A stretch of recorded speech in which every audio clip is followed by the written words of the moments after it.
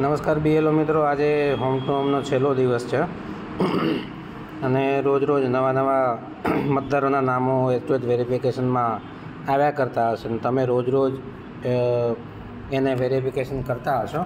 આજે છેલ્લો દિવસ છે એટલે સાંજે 9 વાગે તમારે આ કામ ફરજિયાત કરી લેવાનું, જેથી એક પણ વેરિફિકેશનમાં મતદાર બાકી ના રહી જાય તમારામાં અને 100% કામગીરી તમારી થઈ જાય। એના માટે આ એક વખત જોઈ લેજો। ઘણા લોકો ઓનલાઈન રાખીને સિંક્રોનાઇઝ કરે, જેના કારણે તમારો ડેટા ફીડ નથી થતો। અહીંયા આપણે જોઈએ, પહેલાં તો હું એને સિંક્રોનાઇઝ કરવાનું હોય છે, એટલે અહીંયા ઇલેક્ટ્રોનિક ડેટા સિંક્રોનાઇઝ તો કરવાનું, અહીંયા ઓફલાઈન રાખવાનું, ઓનલાઈન નહીં રાખવાનું, ઓફલાઈન રાખવાનું, પછી સિંક્રોનાઇઝ કરવાનું। મેં તો હમણાં જ સિંક્રોનાઇઝ કર્યું છે, એટલે તમને ખબર છે કે 24 કલાકમાં તમને એક જ વખત સિંક્રોનાઇઝ કરવા દેશે। આને પણ સિંક્રોનાઇઝ કરવાનું, પણ અહીંયા ઓફલાઈન રાખવાનું, ઓનલાઈન નહીં। આ ઓફલાઈન છે ને, આવી રીતે રાખવાનું છે। એક આ ચેક કરી લેવાનું, સિંક્રોનાઇઝ કરી લેવાનું, પછી હોમમાં જવાનું, એચ ટુ એચ વેરિફિકેશનમાં જવાનું, અહીંયા જોવાનું કે કોઈ એન્ટ્રી બતાવે છે કે નહીં, તે અહીંયા 0 બતાવે છે મારી। અહીંયા વેરીફાઈમાં 763 ઘર જે છે એ બતાવે છે, ટૂંકમાં અહીંયા કોઈ બાકી નથી। હજી એક જગ્યાએ તમારે ચેક કરી લેવાનું, બીએલઓ રજિસ્ટરમાં જઈને એચ ટુ એચ ડ્રાફ્ટ લિસ્ટમાં જવાનું। જો મારામાં બતાવે છે draft entries does not exist, એટલે કે ડ્રાફ્ટ લિસ્ટમાં કોઈ પણ એન્ટ્રી પડેલી નથી। જો પડેલી હોય તો એને તમારે ઓનલાઈન સબમિટ કરી દેવાની રહી।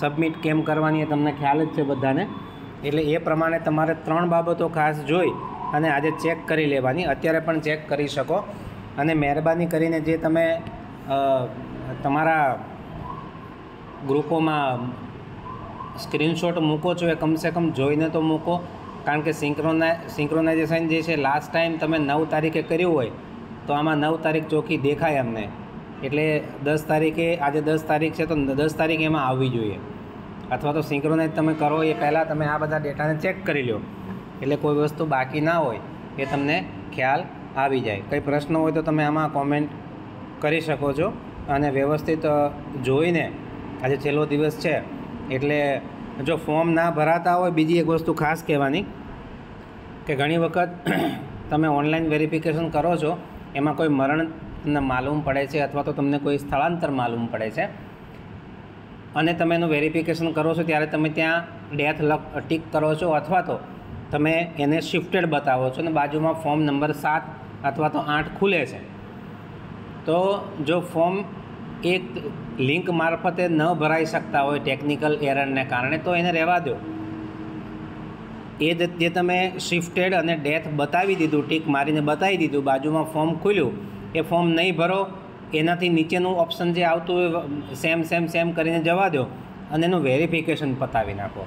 આમ પણ ઘણા બધા વેરિફિકેશન પેન્ડિંગ પડ્યા છે તમારામાં, તો એ પણ વેરિફિકેશન ક્લિયર કરી નાખો અને પછી ફોર્મના સેક્શનમાં જઈને, આપણું જે ફોર્મનું સેક્શન આવે છે આમાં જઈને તમે એ પ્રમાણેનું લાગુ પડતું ફોર્મ તમે ભરી શકો છો।